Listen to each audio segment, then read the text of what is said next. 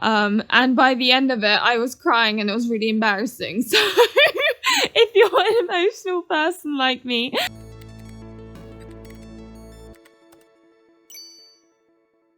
Hello everyone, it's Luli, and today I'm going to be talking about a game that I recently played on the Switch called Florence.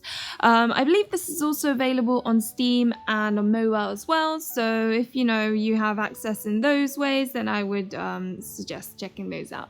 But anyway, before I start, note that although I would not consider any of what I include in this video as spoilers, I'm aware that what you consider spoilers and what I consider spoilers may not quite align. So if you're even a little bit sensitive and you don't even want to know any details, like the blurb of the game, for example, then I would swiftly move on. But anyway, let me start. So, Florence, it's basically a game that is a narrative story type puzzle game, and it's about a girl's, I guess, first love, maybe. You basically see her meet a guy and, see the events unfold of what happens between them, like the journey. And it basically does a really good job conveying the emotions and the story through puzzles. So there are no words used, literally just metaphorical puzzles. You see her go through daily life, and the little things she does will be a little task or puzzle that you do. For example, when she's brushing her teeth, you would go from left to right, and you'd be doing the brushing teeth stuff. When you're having a conversation with the guy or whoever, you would put these little puzzle pieces together to make the speech bubbles and that sort of thing. So everything she does in life, you would do as a puzzle, as if you're doing it. But I think it was really clever in that those puzzles did sort of convey the atmosphere or emotion suited for that moment in time. So yeah, it was almost like a game that was better because there were no words, because it was all quiet without any, no conversation, literally just everything's metaphorical. It felt right, and I was really impressed by how they did this. It was clever. It was really good. But anyway, I'm just gonna move on to the things I liked and didn't like.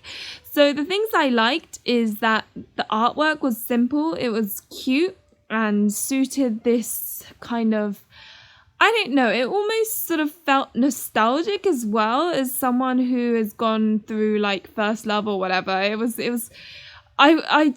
felt so emotional, and I think I did do a stream of this game, and by the end of it, I was crying and it was really embarrassing. So if you're an emotional person like me, then this game may make you cry, which takes me to the second thing I liked about this game, which was the emotional roller coaster, how it built up. But like at the end, it was good tears, and I really liked it. And obviously I'm not going to go into any details, but you'll know what I mean if you do play this game.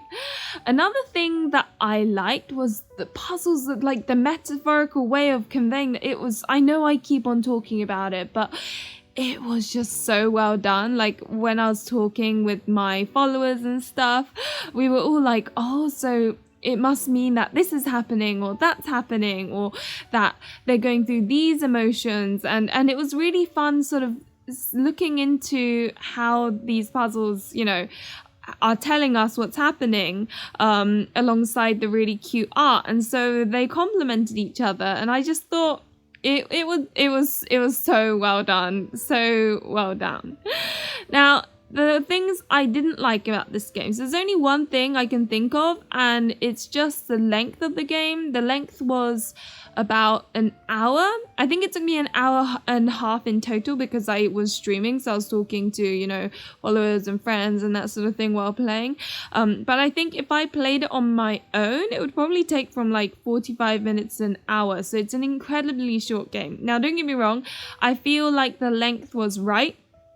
Like it wasn't too short, it wasn't too long. So it was the perfect length for what it was. It's just obviously it would have been even better if there were like multiple little stories of different people maybe, or I don't know. I mean, it's hard to say really. Maybe it was extra impactful because of how short, like the length, and that it was only one person. So it's hard to say, but it was really sad when it ended. I was like, oh, I wanted more because this is such a good game. But yeah, no, I think the length was good, but that's the only really bad thing I can think of.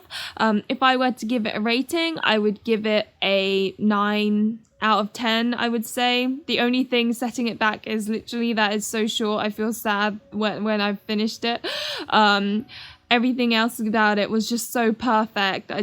I really can't fault it. So yeah, definitely worth checking out. However, I must admit, so it's $4.99 on Switch when it's not on sale.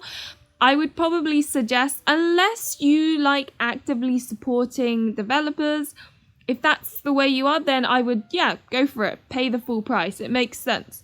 But if you're just looking out for a quirky game to play, and you just want something simple and you want a nice and cheap game, then I would wait until a sale and then buy it, because I think some people may feel like, $4.99 is quite high for a 45-minute to an hour game, which is totally understandable as well. Note that it's cheaper on mobile. I had a quick look and it costs £2, I think 49 or something.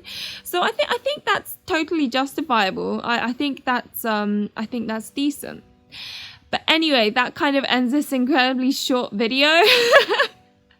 It's just, obviously it's a short game and very I like to keep these things straight to the point.